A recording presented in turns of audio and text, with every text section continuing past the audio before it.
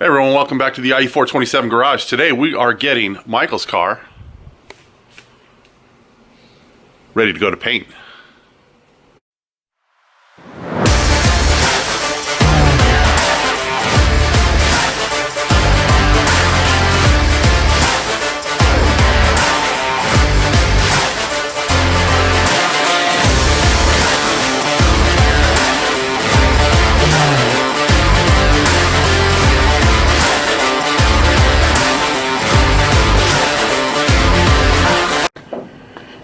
Alright everyone, we are getting all of the last minute details taken care of Michael's car today and getting it loaded onto the trailer.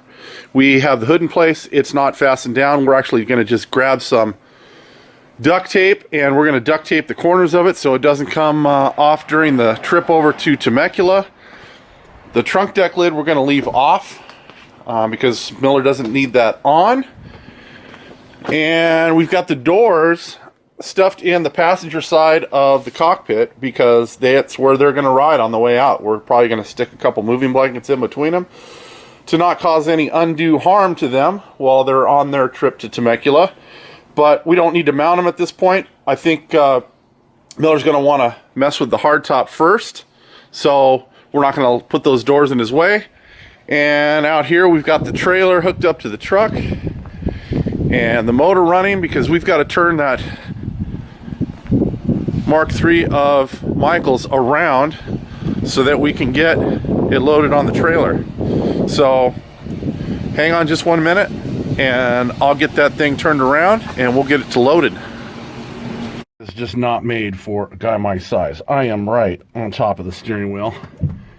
The seat doesn't help any.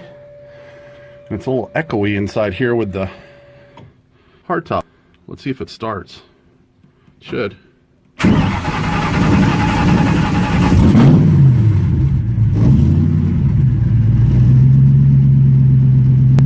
And I have no mirrors. And I've got to back out in between the trailer and turn this car around. So this ought to be fun trying to hold a camera at the same time.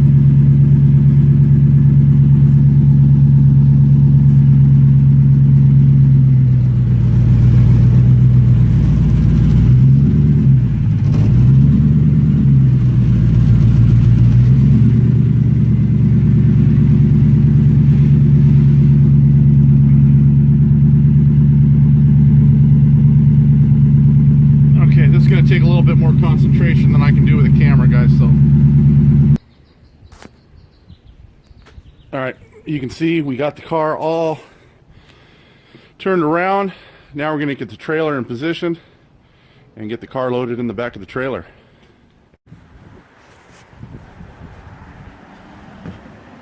Alright, it's in. It's a little hairy trying to hold a camera and pull a car in the trailer or back it out of the driveway in a narrow space and position it to get in the trailer. So if I have a helper the next time to hold the camera for me, maybe I'll show you that guy, that procedure. But one tip when you're loading one of these Cobras or kit cars like the Factory 5 Roadster in the car, remember that it's pretty much equal and balanced front to back, and you always want a little bit of tongue weight on your trailer. And so if you're in the habit of just pulling your trailer in just far enough so you can close the door, you're not going to have enough tongue weight.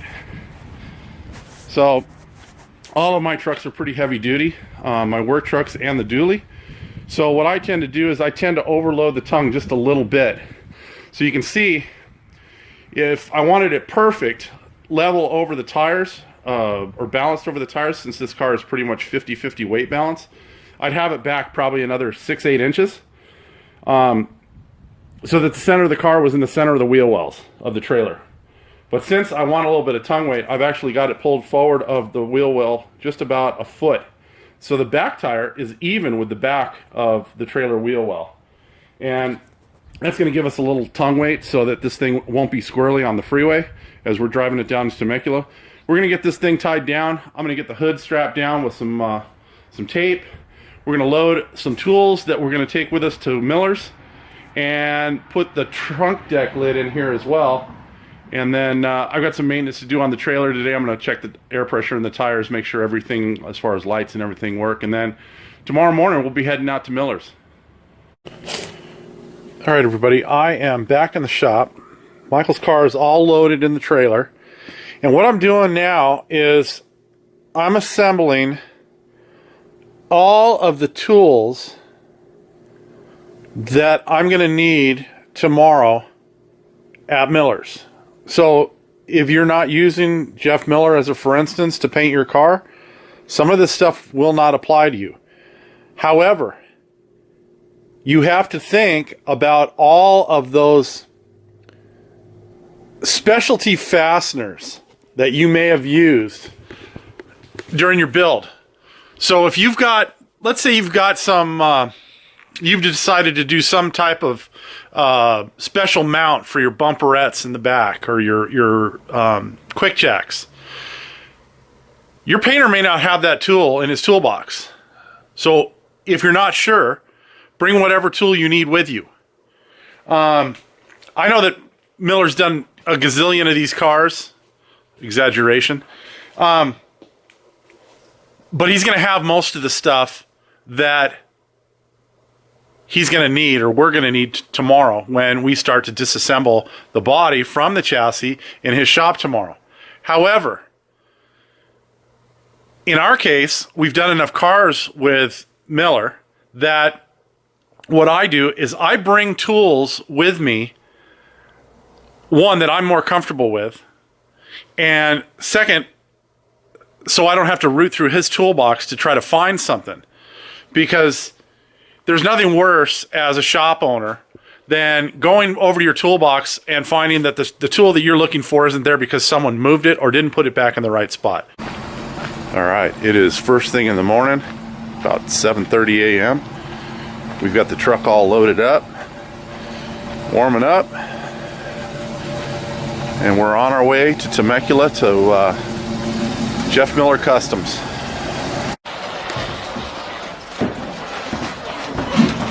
Out of the way.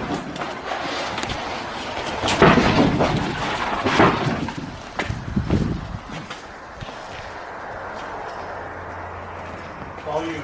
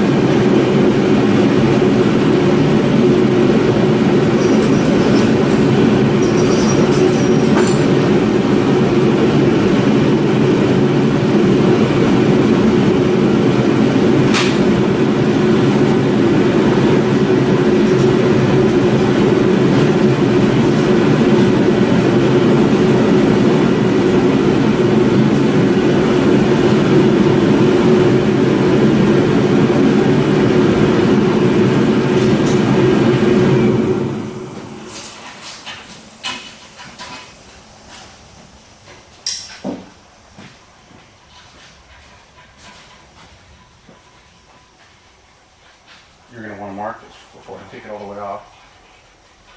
I'm sure I get started on this or something.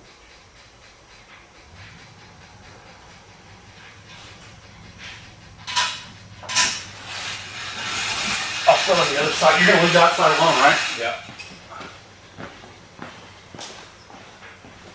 So is that the car you were calling me about the glue? Yeah. What are you putting the carpet in? Yeah.